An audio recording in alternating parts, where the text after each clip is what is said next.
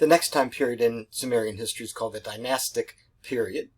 Roughly 900 years, roughly 3200 to 2300 BC. It's called the Dynastic Period because here's where we get to some strong kings. Now, we had kings before, but they apparently weren't so strong because we don't see, large palace. We can't identify even where the king lived. We definitely can in the archaeology from the Dynastic Period. We can find the large palace complexes, large palace structures that indicate to us that the kings are gaining some power.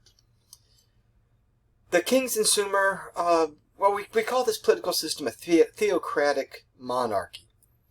Monarchy means you have a monarch. I know you already knew that. When you teach, sometimes you have to say things like that. I know you already know a monarchy has a monarch. All right? We're going to be dealing with monarchs for the rest of the semester. Theocratic literally means, in Greek, literally from the Greek language, literally means ruled by God.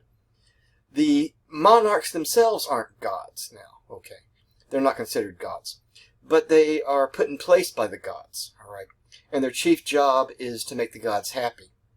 That's a challenging job, as you can imagine, because the gods are always unhappy. So the job of the monarch is to make sure that the gods are kept happy through maintaining the sacrifices and song singing and all that kind of stuff that goes on at the ziggurats and at the temples. The archaeologists tell us that it's at this point that we start to see those kind of boundary markers being rebuilt as large, strong defensive walls. Some of these walls 5 miles long, meaning 5 miles in circumference. That might not be the best word for it, but 5 miles long around the city.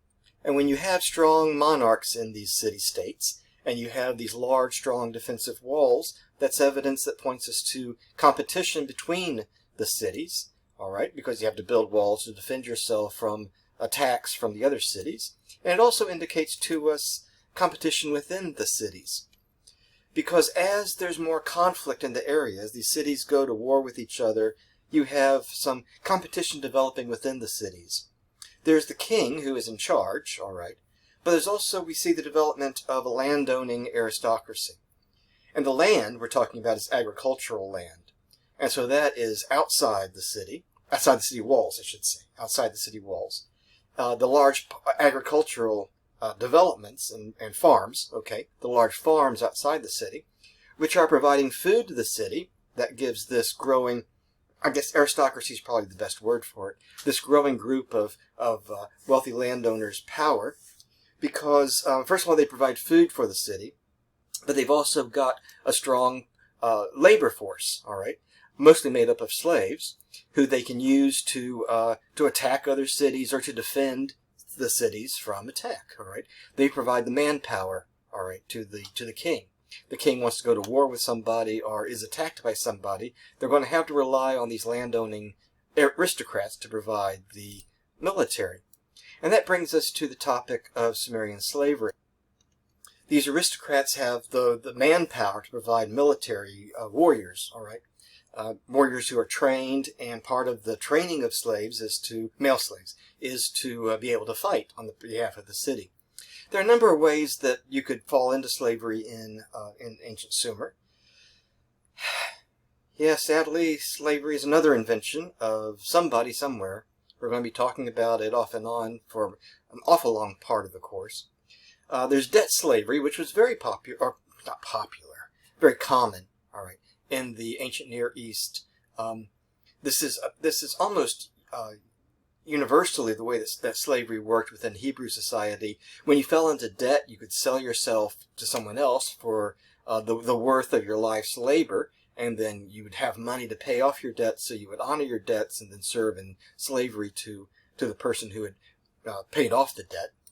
War captives are another common source of slaves, and oftentimes, apparently, cities went to war with each other to gain slaves.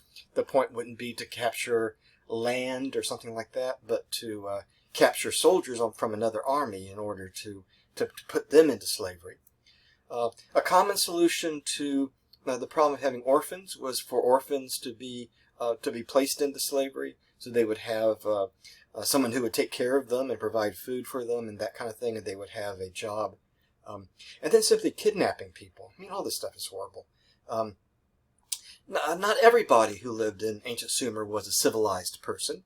Not everybody lived in the city. Some people wandered around out in the desert areas with camels and sheep and goats and stuff, living in tents.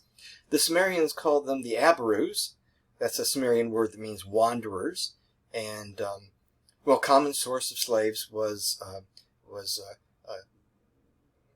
kidnapping these Abarus as they wandered around out in the desert.